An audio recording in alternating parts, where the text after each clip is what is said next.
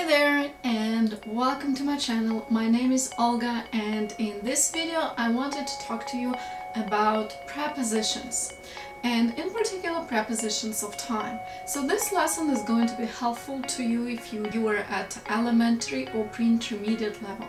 So let's get started. First of all, I wanted to talk about prepositions of time. Prepositions of time such as in, at and on. Okay. So we know that these prepositions can be confusing from time to time. And today I wanted to help you figure out how to use these prepositions and help you to remember them. Well, we're going to begin with preposition in. I'm going to show you a diagram that will help you to remember these prepositions. So in, preposition of time is used when you talk about the biggest amount of time. So let's think about it. What's the biggest amount of time you can think of? Of course, it's going to be a century.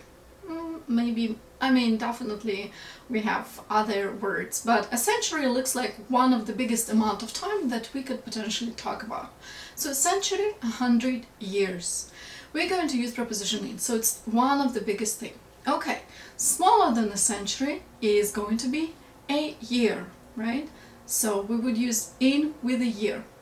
Then a year is divided into 4 what? Seasons, right? So we're going to use preposition in with seasons. Each season has 3 what?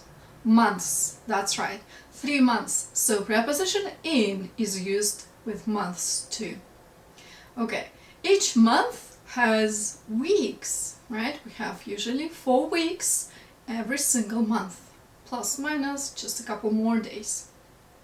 Okay, so we're going to use preposition in with weeks. For example, in week 2 of my semester or in week 2 of my class.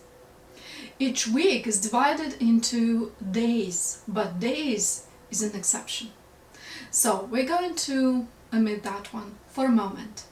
And the next one, each day consists of parts of the day. This is morning, afternoon and evening. So you're going to say in the morning, in the afternoon, in the evening. Alright, so let's review one more time.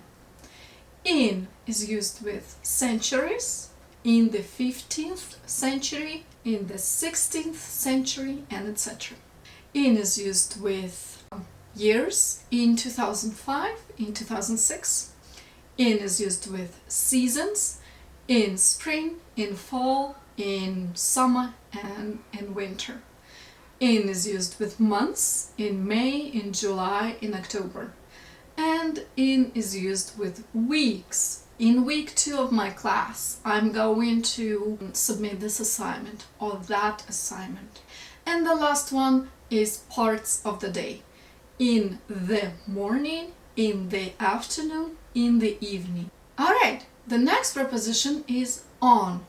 And to remember on, always remember day and date. So any single time when you have day as a part of the word, for example, Monday, right? Tuesday.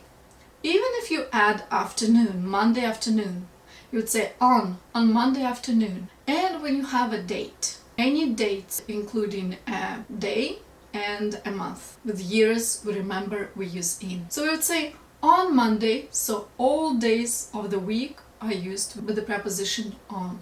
On Monday, on Tuesday, on Wednesday, and etc. Such words as birthday, the day of my birth, is going to have a preposition on as well. On my birthday. And anytime you're going to have a date. On the 5th of May, on the 4th of July, and so on and so forth. So, 2 things we are going to remember about the preposition on related to time, such as on plus day, on plus date. And the last preposition is at, is used with time, holidays, and a few exceptions. Anytime you need to talk about the time, like hours, 5 o'clock, 6 o'clock, 11:30, and etc., you would say at. My class begins at 5 p.m. The train leaves at 6:30 p.m. So anytime you have the specific time, hours or minutes, you're going to use at. Alright, the next one is holidays. So anytime you're talking about holidays, but not the word holiday, but holidays like Christmas, New Year, Easter, and etc., you're going to use the preposition at. At Christmas, but on Christmas Day. Remember, the word day overrides absolutely everything. So anytime you see day, you're going to use preposition on. On Christmas Day, on New Year's Day, but at New Year and at Christmas, at Easter.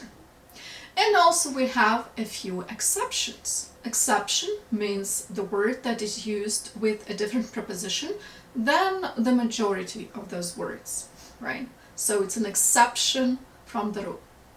And such exceptions are at night. So remember we talked about parts of the day, morning, afternoon, evening.